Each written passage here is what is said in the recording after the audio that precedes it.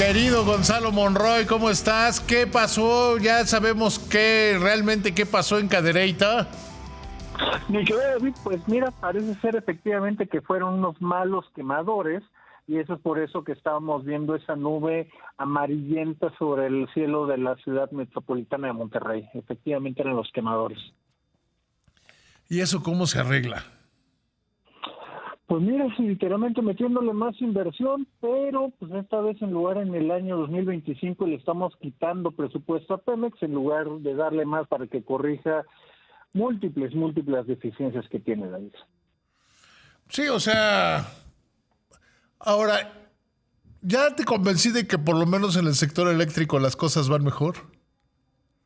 Comparativamente sí, pero tenemos que reconocerle que si tienes A ver, espérame. Ok, espérame. Tienes razón. De Manuel Bartlett a Emilia Calleja hay una gran diferencia. Absolutamente. Partamos de ese hecho. O sea, una sí es electricista. Así es. O Si hubiéramos sea, agarrado a cualquier persona en la calle lo estaría haciendo mejor que Manuel Bartlett. Ese no creo que sea el parámetro. sí. O sea, pero yo lo que me refiero es a la orientación. Yo sí creo, creo que por eso me gusta debatirlo contigo, porque yo sí creo que hay, déjame ponértelo, una vuelta a la derecha o una vuelta al neoliberalismo en el sector energético, particularmente en el eléctrico, ¿no?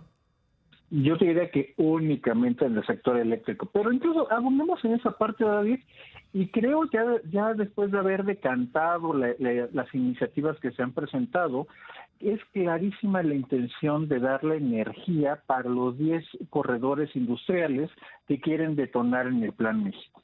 Y tiene todo el sentido del mundo. Sin energía esa idea se muere en la primera página. Esa es la verdad de las cosas. Tiene mucho sentido y se acompaña de esa manera.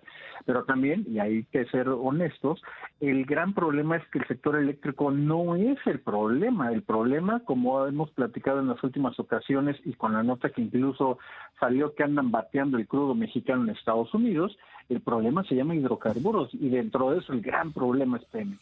Oye, eso del hidrocarburo, iba a preguntártelo un poquito más adelante, pero es la tradición de Pemex de vender litros de 900, ¿no?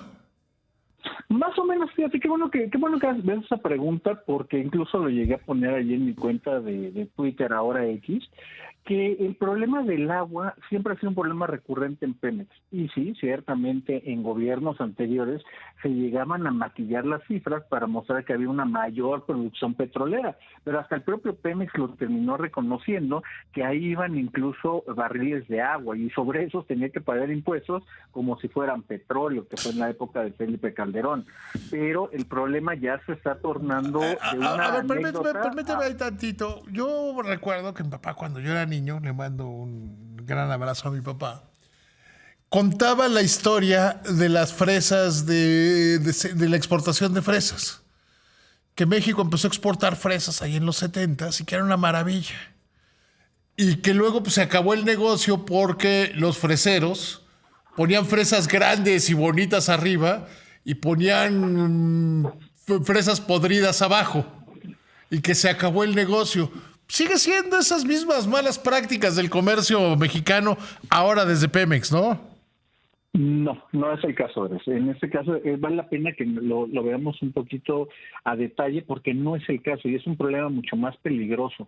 No es tanto una mala práctica de Pemex o que Pemex esté tratando de hacerse guaje o de tratar de engañar, es un problema más profundo. Cuando salió esta nota de Bloomberg que habla que los refinerías en el Golfo de los Estados Unidos del lado americano estaban empezando a no tomar los cargamentos de exportación mexicana, es un problema más grave. Gran parte de lo que es de la exportación mexicana sale por dos lugares, por Cayo Arcas, a través de Monoboyas, al norte de las plataformas que están en la sonda de Campeche, y a través de este gran barco que tiene Pemex, el Yunca-Catznav, es el señor del mar en maya. Gran parte de estos buques, de estas dos salidas, no tienen tanques de reposo como se conocen, donde ahí se estabiliza el crudo antes de entrar a una refinería. Lo que nos está diciendo esto, David, es que tenemos problemas desde los campos. Y aquí cuando me fijé a mayor detalle esta mañana, pues nos damos cuenta de que el problema está en Kumalopsap, que ahí es donde tenemos prácticamente el 50% de la producción. La mitad de la producción petrolera está en apenas un puñado de campos. Y uno de ellos, uno muy, pero muy importante, pues parece ser que ya está invadido de agua. O sea, quiere decir que ese campo ya no funciona. Déjame ponerle una analogía que sea muy sencilla. Típicamente es normal para el caso de Pemex, el 80% es petróleo y 20% es agua.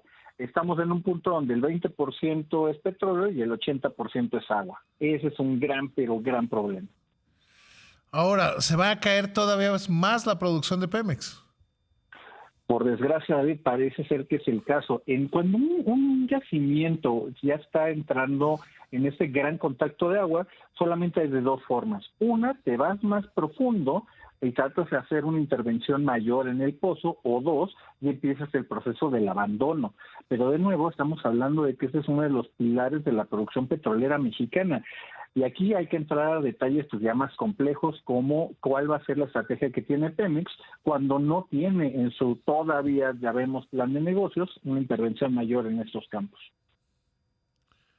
O sea, la situación para Pemex sigue siendo sexenios van, sexenios vienen y la situación sigue siendo muy complicada, ¿no? Y lo peor es que quienes fracasaron el sexenio pasado, Octavio Romero, en Petróleos Mexicanos, pues ya recibió de premio el Infonavit, ¿no? Totalmente. Esa es quizá la parte más imposible de poder concebir, porque ha habido, y ciertamente ha habido otros directores de Pemex que han pasado sin pena ni gloria por Petróleos Mexicanos, pero no terminan premiados con puestos de lujo, encargados de construir 1 millón de viviendas. Y aparte de un negocio tan líquido donde seguramente varias toneladas de varilla, de cemento, de grava, pues simplemente terminarán en algunos desarrollos inmobiliarios de todos conocidos. Esos que les llaman del bienestar.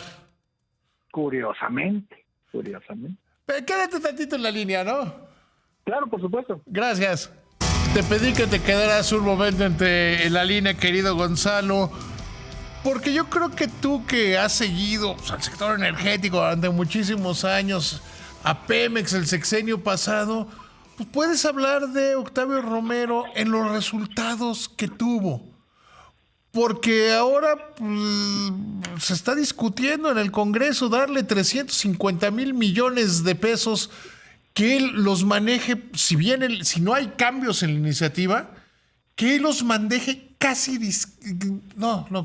discrecionalmente y que no es dinero del gobierno. O sea, no es el dinero de Pemex que era dinero del gobierno, que es dinero de quienes cotizan al Infonavit. Entonces me gustaría, querido Gonzalo, que lo califiques como gestor, digamos, ¿no? Claro que sí, David. Fíjate, qué bueno que me haces esa pregunta, porque aquí es donde tenemos que entender de que Pemex, o al menos la gestión que tuvo Octavio Romero Oropeza al frente de Pemex, fue una de tremenda opacidad.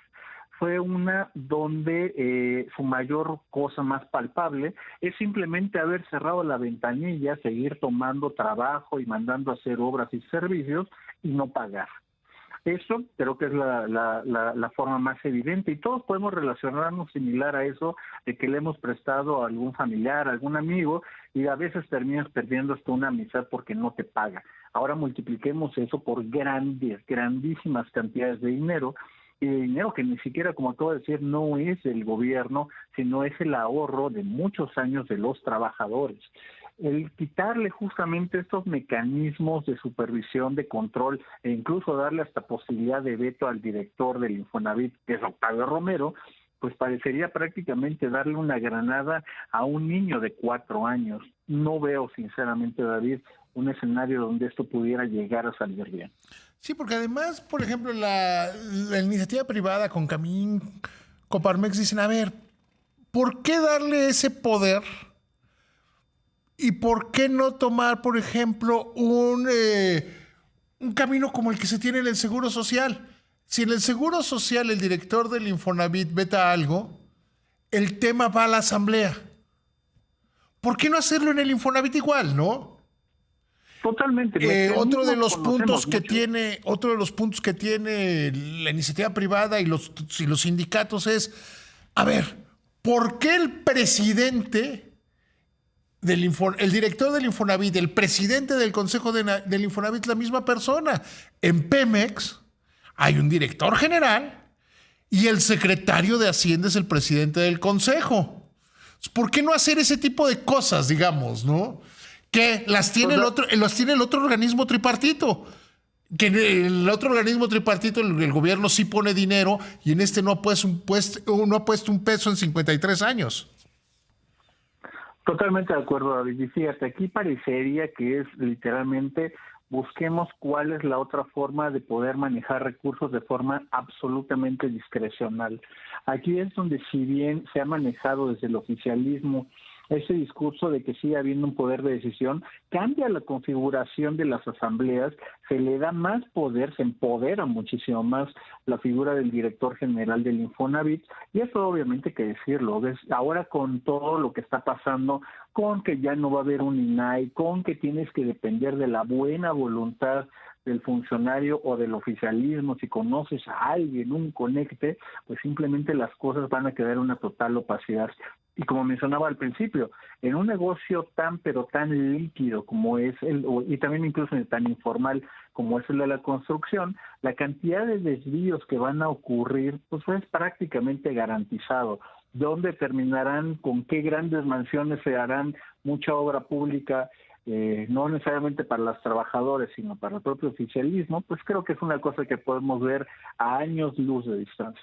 Sí, no, tienes toda la razón. Querido amigo, que te vaya muy bien. Claro que sí, mi querido David, te mando un abrazo a ti y a todo tu público. Y hay que recordar que este tema del Infonavit es crucial porque